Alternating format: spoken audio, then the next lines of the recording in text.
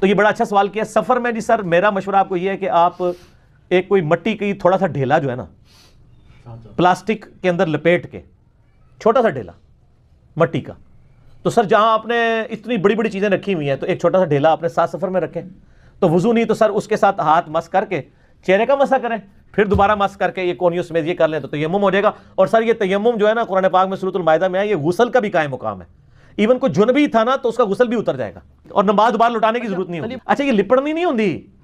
آپ نے مٹی پہ ہاتھ رکھا اور مٹی کو یوں جھاڑیں گے، جس طرح آپ سر کا مسح کرنے کے لیے پانی ڈال کے پانی گراتے ہیں، صرف گیلا ہاتھ پھیرتے ہیں، ادھر بھی آپ نے مٹی والا ہاتھ نہیں پھیرنا، مٹی کو جھاڑنا ہے یوں یوں یوں نہیں ایسے، تو اس کے ساتھ پھر یوں چہرے کا کر لیا، اور جہاں جہاں پہ آپ نے دونوں ہاتھ وہاں ہاتھ پہنچے اور دونوں ہاتھ کونیوں سمیت سر کا اور پاؤں کا نیز میں ہوتا ہے۔ غسل کی جگہ جو تیمم کریں اس کا بھی وہی طریقہ ہے، اور وضو کی جگہ تیمم کا بھی وہی طریقہ ہے۔ اور سر مسئلہ 42 میرا آج سے تقریباً 7 سال پہلے کا ریکارڈڈ ہے۔